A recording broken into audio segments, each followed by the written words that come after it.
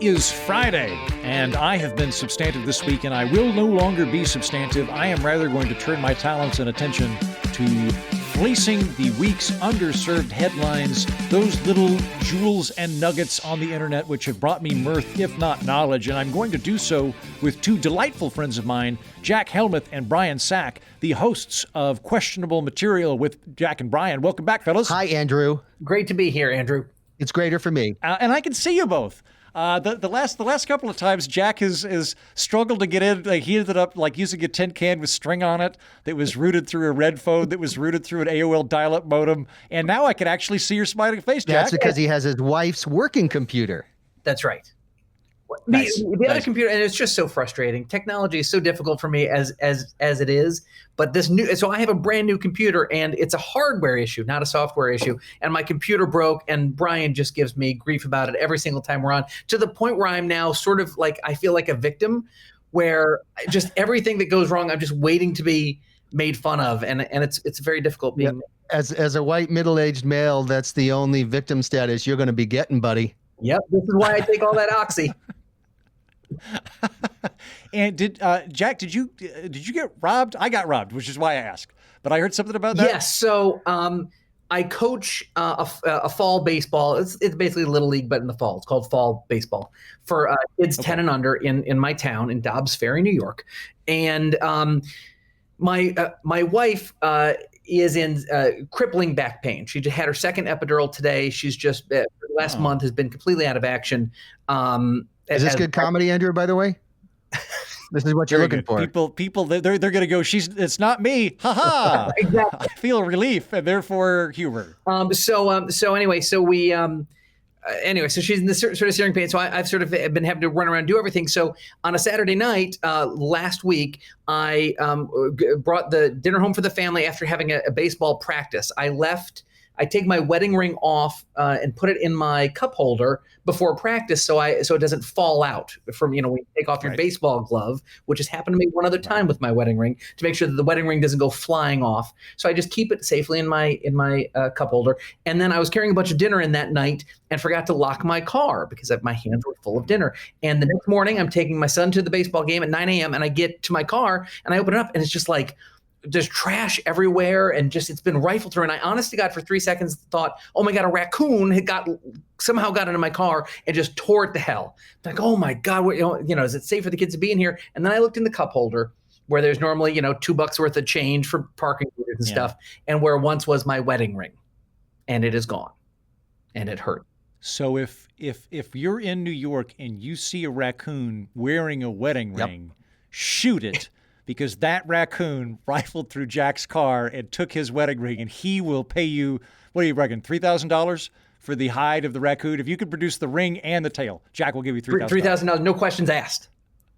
No questions asked. I want blood. I need blood. So, as I understand it, the way markets work, you are now going to get a bunch of counterfeit rings and dead raccoons. There's going to be a bunch of people that turn up with raccoon parts and like cheap bronze rings that are like, give me the $3,000. I'm sure this is your ring. On the hope chest as a kid, so I guess that works. I guess that's stuff that old wives do. And raccoon soup. Or you start like some kind of haberdashery type thing, bring those hats back into vogue, get the money, buy the ring. Well, either that or a bunch of mercenaries are going to be going around, killing married raccoons in my neighborhood. Just like, didn't do anything. Just good family raccoons, just eating trash out of a dumpster, completely happy and married, and oh, poor married raccoons. That guy finally got his life around. He met some nice lady raccoon that had other raccoon pups, and he's like, you know what? I'm going to step up. I'm going to be a raccoon stepdad. I love these kids as my own, and I love this raccoon lady. Blam! Gone. Now, I found God. There's a great dumpster nearby. No one asked any questions. Oh, life is good. Sad. Oh, poor raccoons. Poor raccoons. I will kick it out of the animal world to our first headline of the week from Belgium. And before you do, can I say, I would like to say something, which I've already been doing. Sure, now, yes. But let me just say, the episode of your podcast where you talk about your possessions being stolen in Oakland, California, this is the God's honest truth. I was going to tweet it, but I wanted to wait and say it to you in person before I tweet it, which I will tweet later. It is my So help me, Jack. If you stole my shit, I'm coming after you, and I'm going to strangle you until your eyes pop out. I swear to God, Jack. That's what. And I stole the ring from myself. It's weird once you get a taste for it. It's like you can't stop. But your episode of that podcast was my favorite episode of a podcast that I didn't create ever. I told you it was good. Thank you. That episode Thank you, was Jack. so smart and funny, and I mean, I laughed out loud so many times. It is, if they gave out Emmys for podcasts, I would nominate it and vote for it. It was a masterstroke. So I do thank you for. I'm sorry for your loss, truly, actually, because that really stinks. But my God, that was funny. You are brilliant. Thank you. I thank you very much. Yeah, that's Brian emailed me that day that when I think the email said like, "Sorry you got robbed, but the restrained rage was hilarious." Yeah, it was fantastic. I loved it. Restrained rage was definitely the order of the day. Yeah, so funny. Great job, dude. I apologize for interrupting, but that deserves praise. So. You know what? Let's just establish this as a rule right now. You guys are always allowed to interrupt me if it's just inflating my ego. You're welcome to do that. If you're like, hey, hold on, I just want to pause the program to say nice things about you. You and all future guests can always pause the program to say nice things about me. Absolutely, 100%. In fact, I would even look into getting a red phone between our two houses, Jack, if you would like to just have access to call it. Like the red phone rings and it's like, man, you're tall. Thanks, Jack. Great, done. Yeah. Well, on that very happy note, thank you. We will kick it to our first headline of the week from Belgium. Belgium dusts off year 1666 charter for post-Brexit fishing rights. Now, I'm going to go ahead and read a couple of paragraphs of this because there's a lot of legalese to unpack here. But Belgium may resort to a 17th century charter granted by a British king to retain fishing rights in Britain's coastal waters if London and the European Union fail to agree to a trade deal by the end of this year. While today Belgian boats no longer sail from Brugge to nearby Zeebrugge, the documents known as privilege is still valid according to Hilde Crevetz, economy minister for the Belgian region of Flanders. More than half of our fishing income comes from fish caught in British waters, so if we lose access to that British water or if our quotas go far too down, it could be the death knell for our fisheries. Okay, so again, to explain this, Britain has left the European Union. They're still working out the details, and apparently the Belgian fishing industry is going to be absolutely crippled when they no longer have access to that. So they're defaulting to an older, like a 500-year-old treaty with England, and I think that's amazing. I am all in favor of this. I love that the hero of the Belgian economy is the guy that went on Wikipedia and was like, okay, wait here, 1666, we exchanged our princess for fishing rights, still valid, yes! Go Belgium. I think their problem is that they are using maps that are from the 1600s, so they think that the ocean ends west of Ireland. So they think the only ocean they can actually fish in is right outside of the UK. That's really funny. It's so old that, which sounds like set up to a joke, but this is an actual fact in the article. It was written. How old is it? Sorry, go ahead. Sorry. It's so old. Hildebrand was still yeah. Bernie Sanders wrote it. It's written in Latin. Yeah. Nice. Isn't that crazy? Yeah. Have you guys ever heard of the Cod Wars from Iceland? No. I is there a spinoff? No, it's okay. So I know I've covered this on the show, but I think it's been over a year. So I will regale people again. In the 70s, Iceland, which is a part not of the European Union but is a part of NATO. At least I don't think it's part of the European Union. Yeah, they are. Anyway. Are they? Okay, my bad. In any event, they're part of at the time, the European, Greater Council of Economic Cooperation. And Britain could fish off of the coast of Iceland. And at the time, like your national waters were like, 20 nautical miles from your coast. And then after that, it was international waters. And so Britain would go 21 miles off the coast of Iceland because there was a bunch of fish there. And then one year, Iceland went, no, we've decided our national waters are 40 miles from our coasts, and those are our fish. And so they started like going into that area, and they just declared it unilaterally and started like going into British sailing vessels at night and cutting their nets loose. And so Britain sent like a fleet to Iceland to deal with this and was told, you can't shell our NATO ally, but just gently nudge gently nudge their boats to irritate them, gently nudge them. And so they would nudge them, and then at night, the Icelandic people would catapult dead fish onto the British carrier, and then in the day, they'd kind of like shove them around. And this went on for a couple of months, and then somebody in London went, how much money are we losing from fishing while this happens? And I, 20 million pounds a month. How much money are we spending on petrol to send our fleet to Iceland? About $40 million a day. And so they ended up going, you know what, you could just have it. And Iceland won the Cod Wars. They won their fishing rights because it was too expensive to dispatch the Navy to deal with it. And it was just easier to give them what they wanted. And hats off. I hope that happens with Belgium. Not because I'm rooting against Britain, just because I love technicalities and I love old-timey laws like this. I just love how that's the only place they can find fish. Like there's just that, no, I want those fish. I want I want it from there. I don't want it from over there. I mean, it's not like they have a bunch of seas around them or anything. The Queen of Belgium will be eating fish. Like she'll sit down to her lutefisk breakfast and then just spit it out and be like, "Where is this fish from? This is not from the coast of England, Your Majesty. This is Scandinavian fish. Well, throw it in the dumpster. I only eat English trout, and I can tell." I feel like this gives Belgium Billy Joel something to sing about. Because it feels like a story he'd be like, yeah, that's something I need to write a song about. Belgium is not the most exciting European country. Good chocolate, though. They've got Ghent, and they've got Bruges or Bruges, depending on how you want to pronounce it. Bruges, yeah. And then they've got Antwerp, which you can get diamonds and poutine, and then Brussels. And Brussels is just like, imagine Washington, D.C. minus anything interesting. Yeah. Imagine all the bureaucratic grandeur of our nation's capital. Now remove the interesting monuments and an art scene, and you've got Brussels. They have like a statue of an atom. It was like, I just remember seeing the statue. I was like, what's that? I was like, I think it's an atom. It's like, okay. And that was it. Brussels' claim to fame, I'm not making this up, is that Tintin is supposed to be from Brussels. That's it. Like that's the thing Brussels can claim, is if you're really into Tintin, the Belgian cartoon, that like there's a statue of him there. And like I don't recall that being a terribly, like the beer is really strong. Yeah.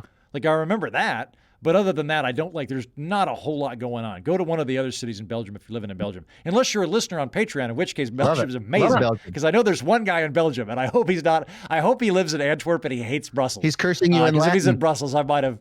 Yeah, how dare you? This is like he's like, what? Like they finally bring up the most important headline of the year, which is Belgian fishing rights, and they do it in Friday release file. He's probably like, what is wrong with you? This is the most important thing in my country. He's probably the Wikipedia guy too. It's like, this is my story. This is my moment to shine. I went to Bastogne.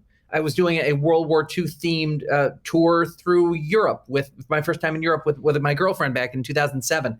And we had this little tour guide that told us about that you can find the foxholes from the Battle of the Bulge. Sure. But they're not like labeled. There's no like tourist area or anything. It's basically like a treasure map. So it's, you start at the German cemetery and you go 1.2 kilometers and then until you see a white fence. Now take a left turn when you see a white fence and go until you find the second hill. Get out of the car and in the woods there. And so it took us a while. And finally we were just wandering through the Belgian woods and all of a sudden there they are. All these foxholes just littered in the countryside where all these kids, spent Christmas getting bombed and praying and dying and crapping their pants. It's sort of like, Brian on a Wednesday night. It's just the crazy experience where they're there. You can just get in the foxholes.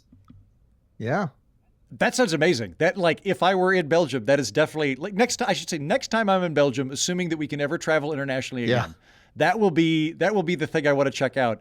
Although, like my, it would be funny if I start putting my leg in and I was like, I couldn't. I was going to make an atheist and foxholes joke. I'm not even going to do it. I'm not even going to stop this one. I'm not going to let it go through. It would be. I had a really fun evening in Ghent when I was 23, where I went to visit whatever their local castle was. And I was leaving it, and some kids that were in college, I just graduated, said something to me, and I was like, oh, hey. And they were so down on Belgium. Like they were just like, I can't believe you came to Belgium. Like, why would you even come here? And I was like, I don't know. It's really pretty. And like Julius Caesar thought you guys were crazy good warriors. Like he wrote about the Belgi when and I just pumped him up. And then I had drinking buddies. Like just the fact that I knew anything about Belgian history, they were so excited that they adopted me, and I married all of them, and that was the end of that story. My friend's dad crash landed his B-17 bomber in Ghent. Oh. Yeah. And this was World War II. This year? 1940 something. Yeah, his 11th mission crash landed in Ghent, and I actually looked it up, and I found out that they destroyed the plane afterwards to keep it from falling into enemy hands, and he was very disappointed because he loved the plane. Or for that matter, if it had been their fault, they didn't want the Allies to find out. They're like, we better ruin this thing because we put diesel in the unleaded tank, and that's really going to get us in trouble, Bob. We need to make it look like the Nazis shot us down. Kick a hole in the wind. We could probably get through this. Maybe they just didn't want the Germans to get hold of that hot,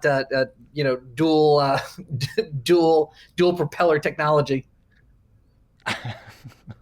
I will bring us back to America, to the city I am in right now. I am pre-recording this from Oakland, California. Headline reads, Oakland's notoriously aggressive turkey captured by wildlife expert posing as frail woman. Gerald, it is named. Gerald, the aggressive turkey, has, among other things, forced the closure of Oakland's Morecambe Rose Garden and has finally been, apparently he liked attacking old women. And that was how they finally got him, is the animal control guy dressed up like an old lady, and it attacked him, and he was able to like wrestle it to the ground and put it in a burlap sack or whatever you do with an aggressive turkey. And they've now dropped it off near Orinda. And I couple of things on this, because I'm in Oakland. I'm like, that would have been the perfect way. I got robbed. I don't even really want to go into this, but I also broke my hand a week later. So like Oakland's had like a lot of pitfalls to it. If it had been finished by a turkey attacking me, just like going back to the scamp and then just getting like rammed by a turkey, that would have been perfect. So I'm like, maybe this is, everything's going to peak up from here. I could have been killed by a turkey. I wasn't killed by a turkey. The turkey is no threat. The rest of my life's going to be gravy. My favorite is they call it Gerald the inordinately aggressive turkey. Which sounds like a Monty Python sketch.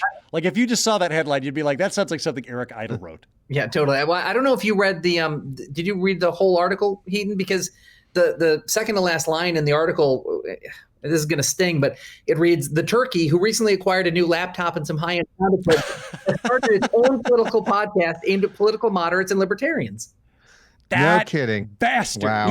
I am going to eat that. Oh, man. Yeah, this Thanksgiving will be so much more pleasant while my parents and I eat in a bubble talking to our cousins via Zoom as I eat my nemesis. I love how we eat turkey on a regular basis, but like this jackass turkey that's mean to people, we're like, oh, no, we're going to rescue you and put you into the countryside. Like, why does he get treated like that? But he should be food. That is, well, because we're in Oakland and they eat tofurkey. Oh. They're not eating turkey. They're eating tofurkey. No, I did think about that. That is like a fair amount of like, so on a different Friday release valve, which presumably aired before this, there was an attack where a deer like just gored a lady on a hiking trail because somebody had like reared it from child, or like she got a fawn that had been estranged, reared it, and then it like got out of her backyard to attack somebody, and they shot that thing dead. Yeah. Like in Colorado, there was no attempt to like give it therapy and reintroduce it to the woods. They just like bam, like okay, clean the blood off the horns and put it on the wall. Whereas with an aggressive turkey that attacks old women and shut down a park, they're like, get a bag and some hand puppets. We'll take you to Orinda. Let's catfish the turkey. Do you feel like this is what happens though when you keep pardoning turkeys? I mean, like, what sort of message is that sending to that community? Yeah, good point. You're right. It's the broken windows thing, right? You gotta like you let one turkey go free and cause havoc like this. All the other turkeys are going to be like, well, clearly this city's not very guarded, and pretty soon turkeys are running Oakland. Yes. Yeah. What's crazy to me is also like the amount of time and government resources that was used to capture this guy. Right. So they spent up to 5 months trying to just capture this one guy, and then like Meanwhile, there was also a team of people trying to find a suitable home for Gerald during that time. Half of Al-Qaeda is like Al-Qaeda sleeper cells now because there's nothing else the government or authorities have been doing. It's just. Meanwhile, the guy that finally captured the turkey that evening went home, poured himself a bourbon, and went, "Now I have no enemy that gives my life meaning. For I, like Alexander the Great, stand at the borders of the conquered world and weep, for there is nothing else to conquer." He's done. Holmes finally beat Moriarty and feels a hollowness in his heart from where his nemesis once dwelt. Was he drinking a wild turkey? Yeah, that would be the fitting thing to do. That would definitely be the fitting thing to do, is just take a pull out of wild turkey out of a plastic bottle and then stare and know that you won. You're the only wild turkey for me now. Glug, glug, glug.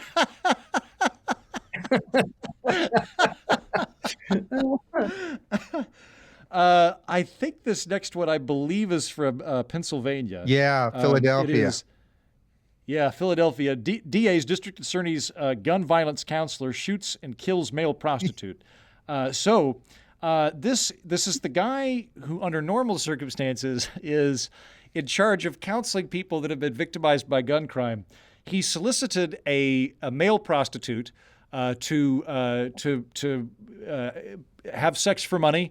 I was trying to think of all a sex worker that's a sex worker that's male, and he engages him in prostitution. They go to a cemetery in the wee hours of the morning, I believe at 10 a.m., which is already, I've never hired a prostitute. But if I was going to hire a prostitute, I feel like that would be a 9 o'clock to 1 a.m. activity. Like 9 p.m. to 1 a.m. is I think when I would engage in sex work, either engage in it or be the recipient of it, either one. I just don't see myself doing that at 9 o'clock in the morning. But anyway, he did it at 10 a.m. in a parked car in the cemetery. They have sex, and then the male prostitute that he has been having conjugal relations with pulls out a gun and robs him.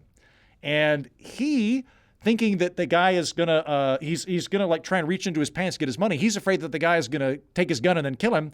So he spins around and shoots the male prostitute. And the whole thing is a sordid story. The only thing I can think of is that, I honestly think that the male prostitute's kind of a good guy, because he's gonna if you're gonna get robbed, he's like, I'm going to still provide the service I was originally contracted for. Right. I have been asked to have sex with this man. I am going to have sex with this man. I am then going to rob him. But the initial transaction will be honored. I will do that which I was asked to do, which is still better than getting just flat out mugged. So I kind of I'm on team guy that got shot. I think that guy probably didn't deserve to get shot. I'm on team male prostitute. What do you guys think? Yeah, he provided a service, so he can't charge it back. Amex is going to be like, no, you gave him the service. I kind of feel like this guy, it's a little shady. Like, the guy showed the gun, said he was going to rob him, then put the gun back in his waistband, and then the district attorney guy, is this a crime counselor? Yep. A gun violence counselor. Yeah, he panics or does whatever, draws his gun and shoots the guy twice. Yep. Because he thought the guy might take his gun and shoot him. So, also, which I didn't realize you were allowed to shoot people if you thought they might take your gun and shoot you, at least in Pennsylvania. And does work allow you to pop out for a quickie? At 10 a.m. You've just finished your coffee. It's 10 a.m. and now it's like, you know what? I need to run to the cemetery for a quick thing. Hey, boss, you know what? I'm going to take an early lunch today. I should be back by 10:16 a.m. And I'm going to take that quick lunch, and then I'll be here on the clock at noon. But as long as I do it on my time, that's a good point. I feel like nobody brings up here that he's probably using taxpayer money on the clock Absolutely. to have sex with a guy at the cemetery. Right. That's the other thing. He's shirking his work. And the other thing that got me was that he arranged this thing on Instagram. I'm thinking, is that where we go for sex? Apparently, because they used to be Craigslist, and then it was Backpage, and and all of them. Yeah, double list by any chance? But you have all these sex apps, and he's using Instagram, which I don't really use, so I'm not really familiar with it. But it just seems to me like that's a weird platform to arrange your liaison. It's nothing but sexual invitations. It's like, half the people are taking pictures of what they had for breakfast. Half the people are taking pictures of themselves smiling at a beach, and then the remaining people are soliciting each other for sex. Sex in the graveyard, anybody? Wow. Yeah. Which also bad form. Like, I'm not religious, but I wouldn't have sex in a graveyard if I could avoid it.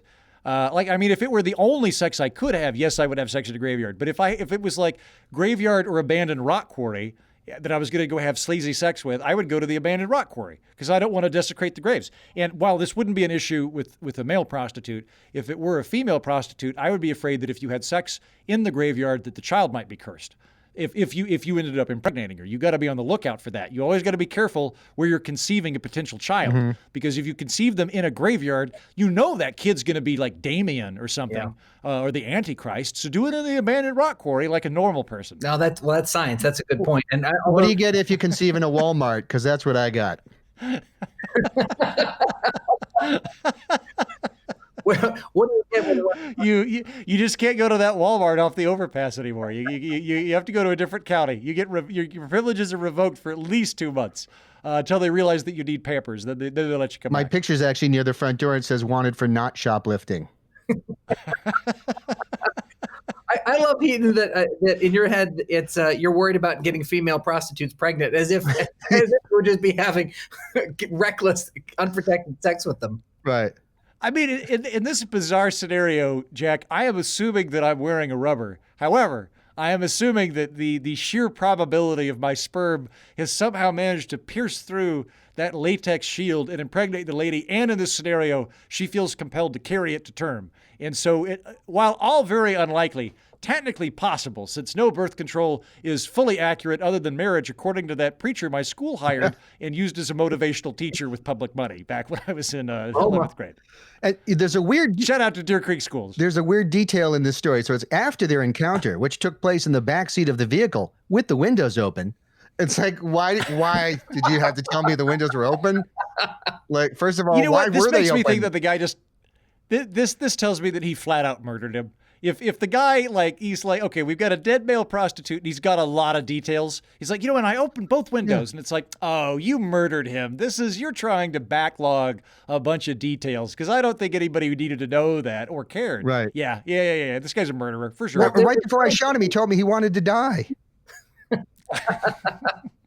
Well, there's another detail that I noticed in the story, and this is true. This was written in that Harris then placed his gun inside his waistband. But when Harris started reaching around the vehicle, Douglas told police that he feared that Harris was going to take out his gun again and shoot him. Now, I mean, if you weren't interested in the reach around, then what were you doing with the guy? Come on. Yeah, at that point, the level of physical intimacy which has transpired should have some amount of trust. I know how Oxycontin works, or is it oxytocin? I don't know. It's whichever chemical I don't have. You get from touching people. That one. If you do that, if you rub other mammals, it's supposed to make you trust them, as I recall. Oh, it just gives me eczema. It's because you keep capturing raccoons and training them to steal wedding rings and stuff, and getting weird skin diseases from them. That's right. All right, we will stick with burglary and shootings. There's all sorts of shootings in stories this week. This is from Green Bay, California. Burglar sues California homeowner, 90 years old, who returned fire. In Marin County, a burglar broke into a guy's house, trained the gun on the 90-year-old homeowner, and went, "You better stay there while I rob you." And the 90-year-old convinced him to let him go to the bathroom. Meanwhile, the 90-year-old has stashed a gun in the bathroom, comes back out, immediately gets shot by the burglar. The burglar shoots him. And then he pulls the gun out and goes, burglar says, "Please don't shoot me." And he goes, well, hold on, I want to get this exact line. I have this. It's not exactly a Schwarzenegger line, but it's pretty decent. After he shot me, I looked him straight in the eye, said Leon, that's the homeowner. He says, don't kill me, I've got a daughter. I said, fuck you, pow, pow, pow, pow. I imagine this 9-year-old guy going, fuck you, pow, pow, pow, pow. I would love to have seen this press conference. And so he ends up getting shot in the face and shooting the burglar a couple of times. They both go to the hospital. And now the homeowner was getting sued for unnecessary shooting by the burglar. The longer I read the story, the more I was like, these bullets suck. Yeah, I don't know where these guys are buying bullets from. It's like the A-Team. If you're shooting, if you're shooting a 90-year-old, nobody's dead.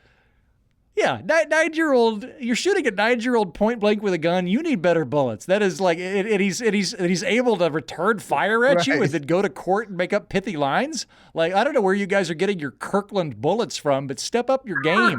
Go to a higher quality bullet salesman. Although I should note, Brian pointed this out. I had not realized this. Apparently, this is a recycled story. This does happen sometimes. This is from a few years ago. So I think this is Brian. Do you know what all has happened in this? Yes, the gentleman, the gentleman thief was sentenced to 86 years in prison. So great. Even though he has a daughter, so I guess there won't be a lot of daddy time. But yeah, he got 86 years in prison, and he dropped his suit. Because he was advised to by his lawyer, who was kind of like, his lawyer went, "Hey, you broke into this guy's house, held him hostage, and then shot him before he shot you." I don't feel like the jury's gonna this. I don't think we're gonna have a hung jury. I think the jury will not like what you. Lawyer takes that case in the first place? I mean, he walks in your office, like, "Here's the deal," and then the lawyer goes, "Oh yeah, that sounds like something I could win. I'll take it." And you have no money? Oh yeah, bring it on. All you've got is a couple of XLR microphones and a wedding ring? I'll take it. Yep. And he's doing a retired sheriff. First of all, the guy is a retired deputy, a retired sheriff's deputy. Yeah. Which, by the way, that guy shot the burglar, what was it, 3 times? Yeah. And somehow didn't kill him. I mean, like, who trained that guy? I mean, he's a hostage at that point. He's basically trying to execute a hostage. Yeah. Yes. And how does he not kill him? Glaucoma. This is just further evidence to me that we are living in some kind of sitcom or film or something. Because in films, you can shoot each other 3 or 4 times, and you're like, "Ow!"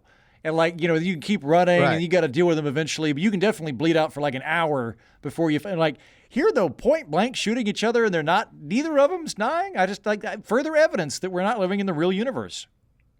There's no counter argument to that. Yeah, it's weird. Brian, do you know, did the guy that got shot, the 90-year-old, who to his great credit got shot after sneaking into the bathroom to get a gun and was able to subdue the guy and shoot him? To like, hats off to the 90-year-old. So is he like governor of California now? Well, or is he okay? Like, do we know what's up with him? Is he like? If he was 90 a few years ago, the odds are he's shooting somebody up in heaven. He's kind of shooting from up in heaven. He's shooting burglars in heaven. People from hell that managed to escape. He's wounding burglars in heaven. To steal halos. He just blast him into the face and kick him back down to hell.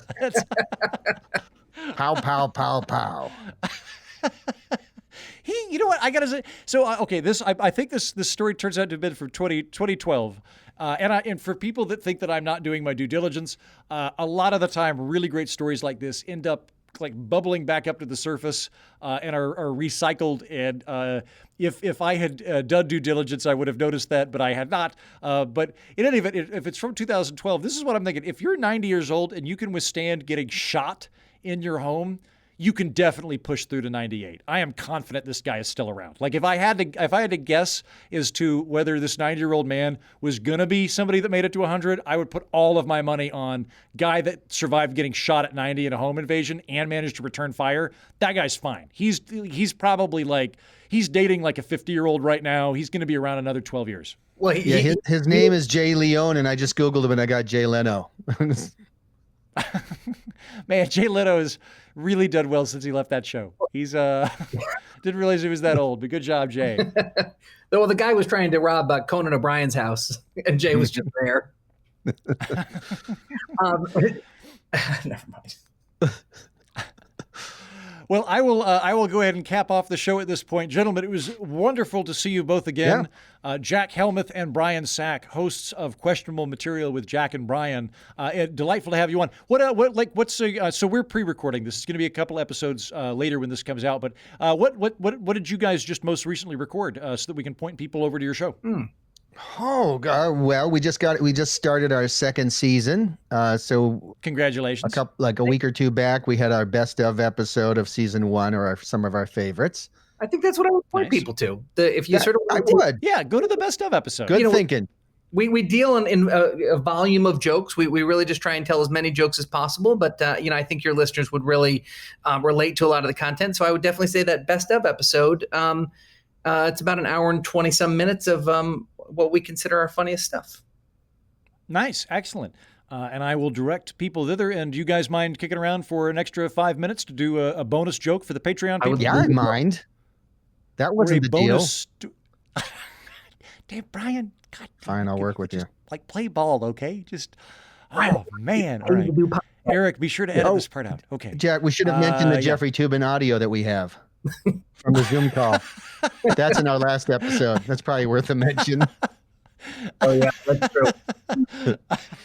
Okay, great. Well, so to regular listeners, happy Friday to you. Enjoy your weekend. We'll see you again next week. To wonderful supporters of the show on Patreon, stick around. We're going to do one more headline. And shame on you, regular listeners. Yeah. You could have heard this. He said it. That wasn't me. He said it.